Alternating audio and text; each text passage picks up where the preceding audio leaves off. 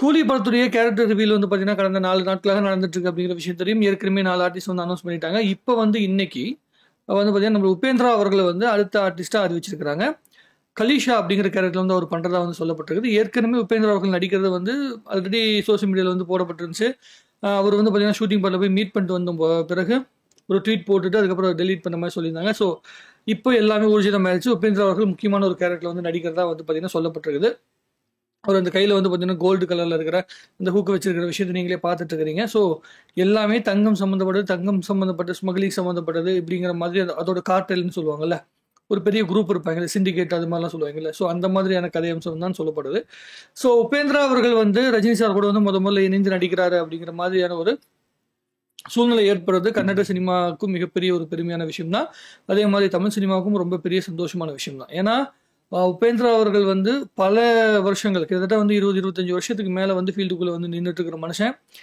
ஒரு இயக்குனராக வந்து கன்னட இண்டஸ்ட்ரியில் வந்து அறிமுகமாகி நம்ம சிவராஜ் இருக்கார்ல, சிவராஜ்குமார் சார் இருக்கார்ல, அவரெல்லாம் வந்து பார்த்தீங்கன்னா இயக்கியிருக்கிறாரு. அந்த படம் ஏற்கனவே நம்ம சொல்லி இந்த மாதிரி ஓம் அப்படிங்கிற படத்தை வந்து இயக்கியிருக்காரு. அந்த திரைப்படம் வந்து மிகப்பெரிய அளவுக்கு வந்து சக்ஸஸ் ஆயிருக்கு. 550 முறை வந்து ரீரிலீஸ் பண்ணப்பட்ட படம் அப்படிங்கிற மாதிரி வந்து சொல்லப்படுது. உலகத்திலேயே அதிகமாக அந்த படம் தான் அதிகமாக ரீரிலீஸ் பண்ணப்பட்ட படம்னு சொல்கிறாங்க. ஸோ ஒவ்வொரு வாட்டியும் வந்து அந்த படம் ரிலீஸ் ஆகும்போது அதுக்குன்னு ஒரு தனி வேல்யூ இருக்குது அப்படிங்கிற விஷயத்த எல்லாருமே சொல்லியிருக்காங்க.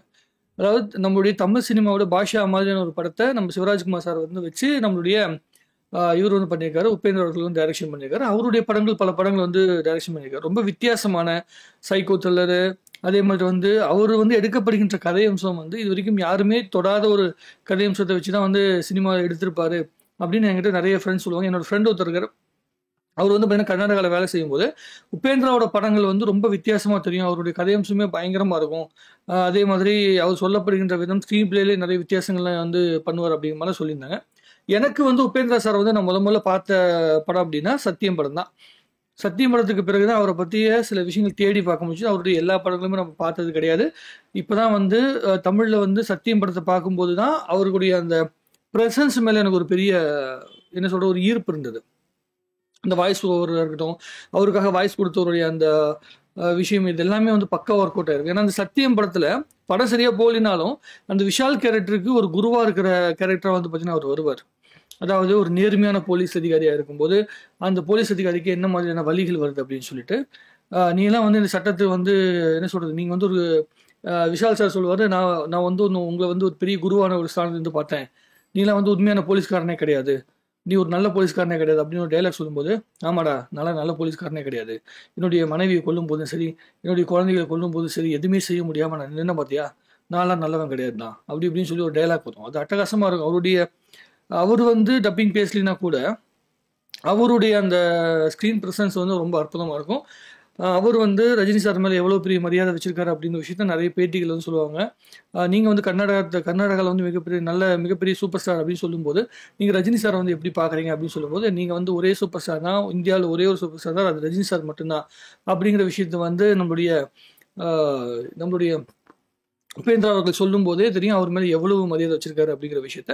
ஸோ கர்நாடகா இண்டஸ்ட்ரியிலையும் இந்த திரைப்படம் வந்து மிகப்பெரிய அளவுக்கு ஒரு ஓப்பனிங்கை கொடுக்கறதுக்கு சிவராஜ்குமார் சார் வந்து பார்த்தீங்கன்னா ஜெயிலில் நடிக்கும்போது என்ன மாதிரியான ஒரு மிகப்பெரிய ஓப்பனிங் வரவேற்பு பெற்றுச்சோ அதே அளவுக்கு இந்த திரைப்படத்துக்கும் பெறத்துக்குண்டான வாய்ப்புகள் மிக மிக அதிகம். நம்மளுடைய லோகேஷ் அவர்கள் ரொம்ப பெரிய அளவிற்கு ஸ்டார் காஸ்ட்டை வந்து லிங்க் பண்ணி கொண்டு வந்திருக்காரு. அது ரொம்ப பெரிய சந்தோஷமான விஷயம்.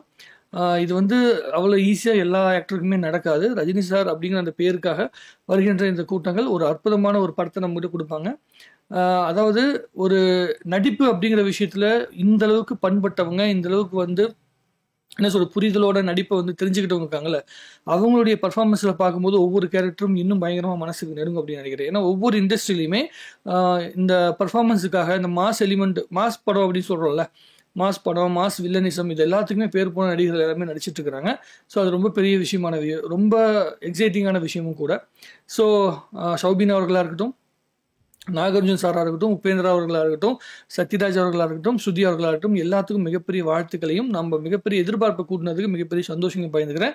ஸ்ருதிஹாசன் அவர்கள் வந்து சலார் படத்தில் நடிக்கிற மாதிரியான விஷயங்கள் இல்லாமல் கொஞ்சம் வந்து இன்னும் கொஞ்சம் இந்த படத்துக்காக மெனக்கெடுற அளவுக்கு, அதாவது இந்த அவங்களுடைய பெர்ஃபார்மன்ஸ் பேசப்படுற அளவுக்கு ஒரு பெர்ஃபார்மன்ஸ் கொடுத்தாங்கன்னா கண்டிப்பாக மிகப்பெரிய இடத்த அவங்களும் பிடிக்க முடியும். ஏன்னா இது வரைக்கும் வந்ததுல எல்லாமே பெரிய பெரிய ஆர்டிஸ்ட். ஸ்ருதிஹாசன் அவர்கள் மட்டும்தான் இன்னும் பயங்கரமாக அவங்க நினைச்ச இடத்த வந்து சினிமாக்குள்ள அடைய முடியாமல் இருக்கிற ஒரு இடத்துல இருக்கிறாங்க. தெலுங்கு சினிமாவில் ஓரளவுக்கு ஒரு சில இடம் கிடைச்சிருந்தாலும் இப்போ கடந்த சில திரைப்படங்களில் அவங்களுடைய பெர்ஃபார்மன்ஸுக்குன்னு ஒரு ஒரு தனித்துவம் வந்து இல்லாமல் வந்து அவங்க இருக்காங்க. ஸோ இந்த படத்து மூலமாக, கூலி படத்து மூலிமா அவங்களுடைய பெர்ஃபார்மன்ஸுக்கு ஒரு தனித்துவம் கிடைக்கிறதுக்கான வாய்ப்புகள் இருக்கும் அப்படின்னு நம்ம நம்பலாம். நம்ம கமல் சாருடைய பொண்ணு, அவங்களுக்கு ஒரு நல்ல வாய்ப்பு கிடைக்கணும், நல்ல ஒரு ஸ்பேஸ் கிடைக்கணும் சினிமாவில் அப்படிங்கிறது நானும் வந்து என்ன சொல்கிறது, வாழ்த்துக்களுக்காக நானும் சொல்கிறேன். ஸோ உபேந்திரா சாரை பொறுத்த வரைக்கும் வேற என்ன சொல்கிறது இருக்குது, நமக்கு தெரிஞ்ச விஷயம் அவ்வளோதான். நம்ம வந்து அந்த நட்சத்திர கிரிக்கெட் நடக்கும்போது அங்கே இருக்கிற அந்த ஆக்ரோஷங்களை எல்லாம் பார்க்கும்போது மட்டும்தான் அவங்களெல்லாம் நம்ம பார்த்துருக்கோம். ஒரு 10-15 வருஷத்துக்கு முன்னாடிலாம் வந்து எல்லா இண்டஸ்ட்ரீஸ் இருந்தவங்களும் கிரிக்கெட் ஆடுவாங்க. அப்போ தான் உபேந்திரா அவர்களெல்லாம் நான் வந்து பார்த்துட்டுருக்கிறேன். அதுக்கப்புறம் சத்தியம் படத்தப்போ தான் நான் பார்த்துருக்கேன். உங்களுக்கு உபேந்திரா அவர்களுடைய படங்களை நீங்கள் பார்த்துருந்தீங்கன்னா அதை பற்றி உங்களுடைய கருத்துக்கள் என்னன்னு சொல்லி நீங்கள் சொல்லுங்கள். ஸோ இந்த கேரக்டரில், இந்த லுக்கில் வந்து உபேந்திரா சார்ட்டு நீங்கள் என்ன எதிர்பார்க்குறீங்க அப்படிங்கிற விஷயத்தையும், என்ன மாதிரியான கேரக்டர் அது இருக்கும் அப்படின்னு நீங்கள் யோசிக்கிறீங்க அப்படிங்கிற விஷயத்தையும் கமெண்ட்ல எழுதுங்க. இன்னும் நிறைய பேசுவோம். கூலி படத்துடைய அப்டேட் வந்து இன்னும் நிறைய அப்டேட் வரும்போது இன்னும் நிறைய விஷயங்கள் நம்ம பேச தான் போகிறோம். நாளைக்கு யாரும் அனௌன்ஸ் பண்ண போகிறாங்க அப்படிங்கிற மிகப்பெரிய ஆர்வத்தோடு நான் காத்துட்ருக்கிறேன். ஆன்லைனில் பரவிச்சு இந்த மாதிரி உபேந்திரா அவர்கள் நடிக்கிறது வந்து எப்படி ஊர்ஜிதமாச்சோ அதே மாதிரி அமீர் கான் சார் நடிக்கிறது வந்து பார்த்தீங்கன்னா பேசப்பட்டிருக்கிறதா சொல்லப்படுது. ஸோ அதுவும் வந்து இன்னும் கன்ஃபார்ம் ஆச்சுன்னா ரொம்ப ரொம்ப பெரிய சந்தோஷம் கிடைக்கும். அதாவது ஹிந்தி மார்க்கெட் அப்படிங்கிற இடத்துல தமிழ் சினிமாவுடைய அடுத்த கட்டத்தை தூங்கி நம்ம நகரத்துக்கு உண்டான வாய்ப்புகள் இருக்கும் அப்படின்னு நான் நம்புகிறேன்.